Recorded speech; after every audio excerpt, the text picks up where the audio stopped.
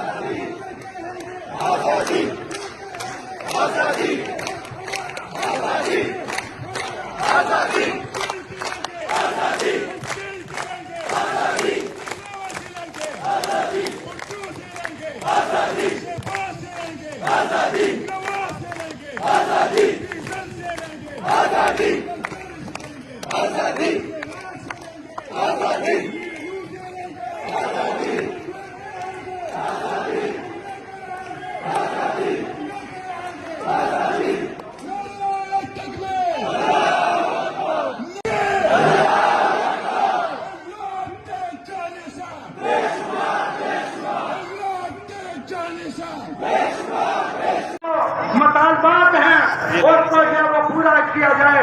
ये हमारा जिला सियालकोट से मैं नुमाइंदगी कर रहा हूँ फोकल पर्सन वाला जिला सियालकोट का, तो लिहाजा जिला सियालकोट भरपूर तौर पर जो है उसने यहाँ पे शिरकत फरमाई हुई है। तो असातिज़ा इकराम जो है वो जोक तशरीफ ला रहे हैं। रात तक आप देखेंगे कि तमाम मुलाज़मीन और असातिज़ा इकराम जो है यहाँ पे मजीद पहुँच जाएंगे। बहुत बड़ी तादाद, बहुत बड़े काफिले पूरे पंजाब के लिए वो तशरीफ ला रहे हैं। शुक्रिया सबके आने का।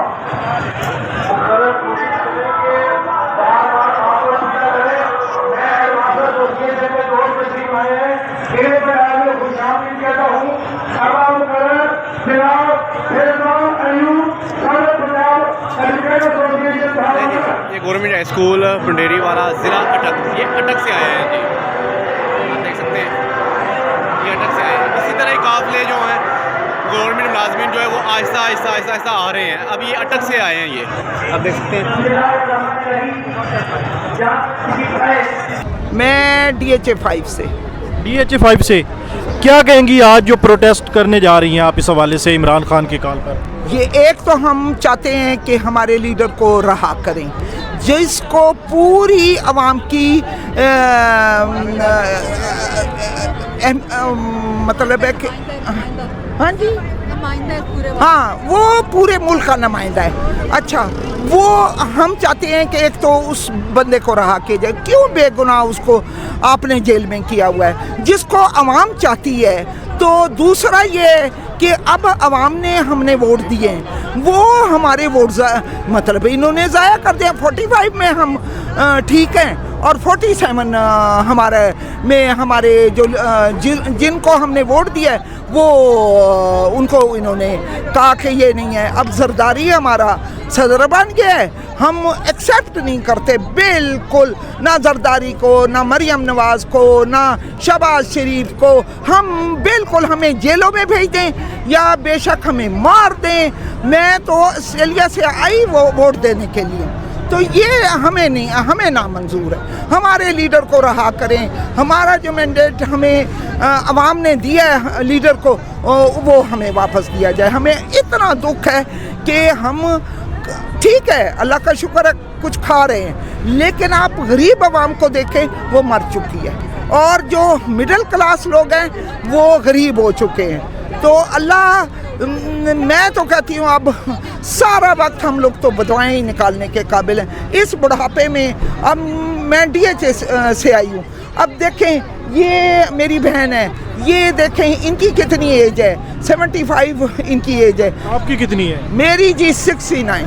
69. ہاں جی. تو اب ہم شوگر کے مریض ہیں, ہم نکلے ہیں اس لیے کہ یہ جی کچھ بنے گا کچھ بنے گا. سن 12 سے نکل رہے ہیں لیکن یہ کچھ نہیں بنے. یہ بیٹا بات یہ ہے کہ یہ نہ فلسطین بنے گا. آپ سوچ لیں, ہم اور عوام نے سوچ لیا ہے کہ یہ فلسطین بننے والا ہے, اور ہمارا بچہ ان کو کیوں نہیں سمجھ آ رہی. نہیں اچھا مجھے یہ بتائیں آپ کتنی پر امید ہے؟ کہتے تھے کہ الیکشن ہوگا سب حالات چینج ہو جائیں گے, لیکن الیکشن بھی ہو گیا, یہ تو اب زیادہ مسائل خراب ہو گئے ہیں. ہم لوگ بیٹا کوشش اپنی جاری رکھیں گے, ہم نعروں تک نہیں رہیں گے, ہم بالکل جو ہے نا لڑتے رہیں گے آخری دم تک. جیسے لیڈر کہتا ہے نا میں آخری بال تک لڑتا رہوں گا, تو وہ اگر وہ جیل میں ہے نا تو ہم تیار ہیں. لیکن نون لیگ تو کہتی ہے کہ یہ تھک جائیں گے, لوگ گھروں میں بیٹھ جائیں گے. اللہ نہ کرے کہ ہم تھکیں. ہمارے ساتھ ایمانی قوت ہے, ہمارے ساتھ وہ رب ہے. وہ سن 65 کی جنگ ہوئی تھی نا, تو اس وقت بھی فرشتے اترے تھے. اب دیکھ لیں اس ایج میں ہم ماشاءاللہ فریش ہو کے آئے ہیں. آج کے احتجاج میں بھی کوئی فرشتے ہیں؟